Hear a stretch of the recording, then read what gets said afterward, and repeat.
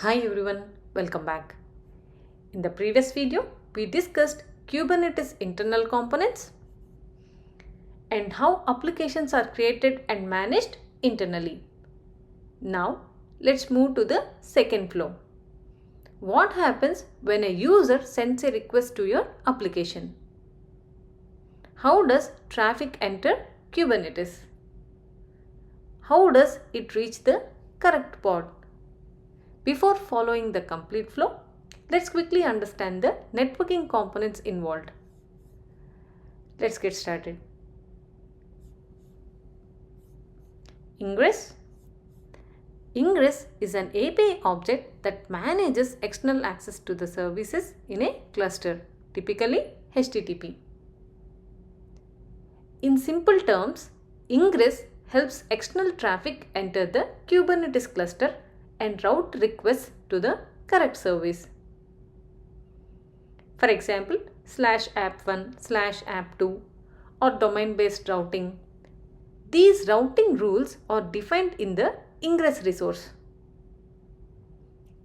But remember this, Ingress itself does not process traffic.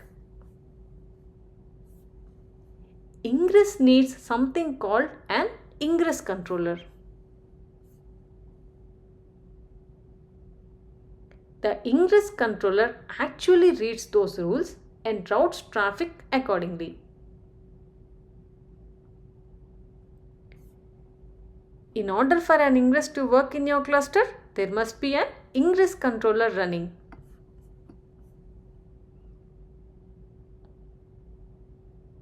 That means Ingress defines rules, Ingress Controller executes them.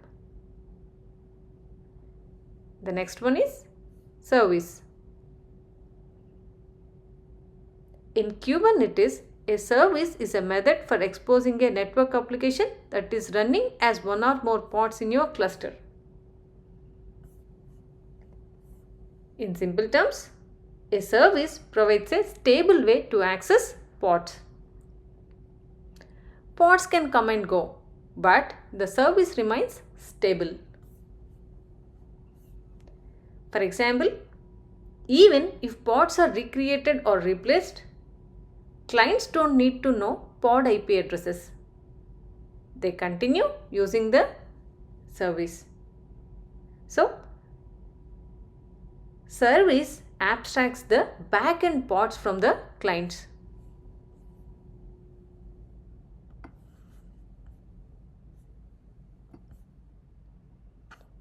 The next one is kube-proxy.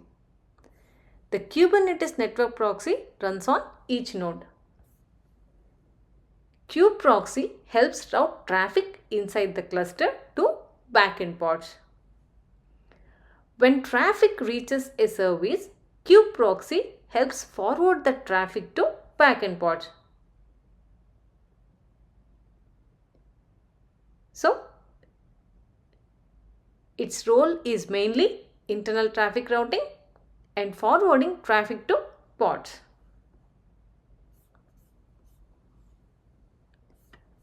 So now we understand the main networking components, Ingress, Ingress Controller, Service and kube-proxy.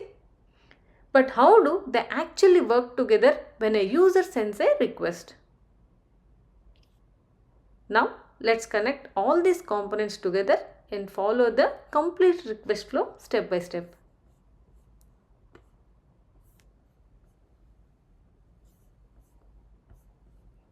Unlike the internal control flow, this flow is focused on routing traffic. The pods are already created and running.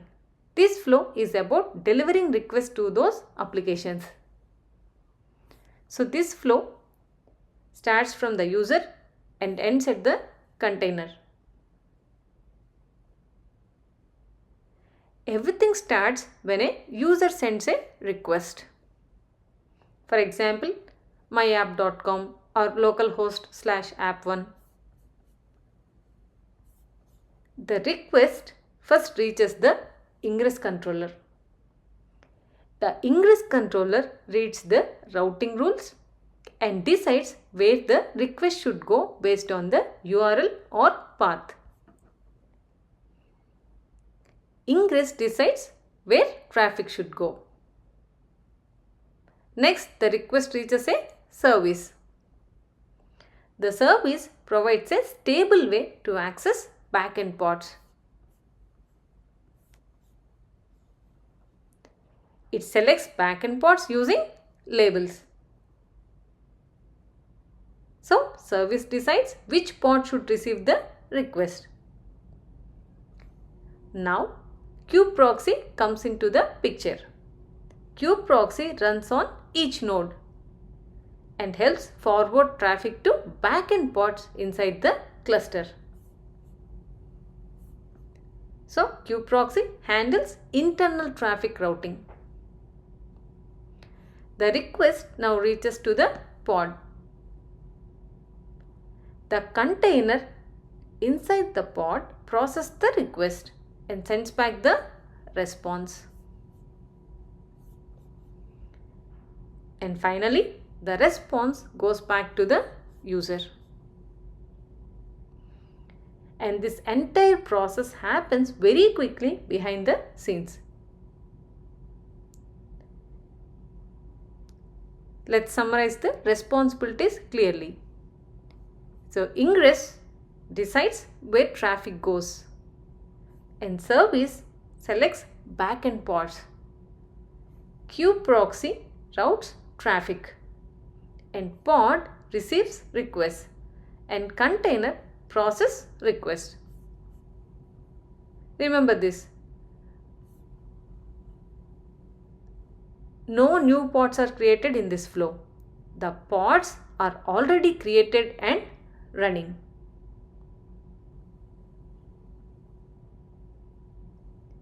In the previous video, Kubernetes created the pods.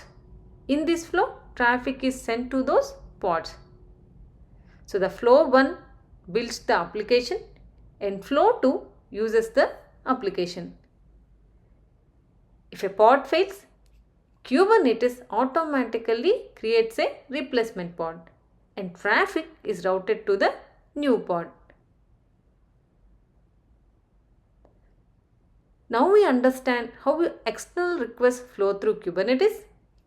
In the next video, we will combine both flows and understand the complete Kubernetes picture. Thanks for watching, and I'll see you in the next one.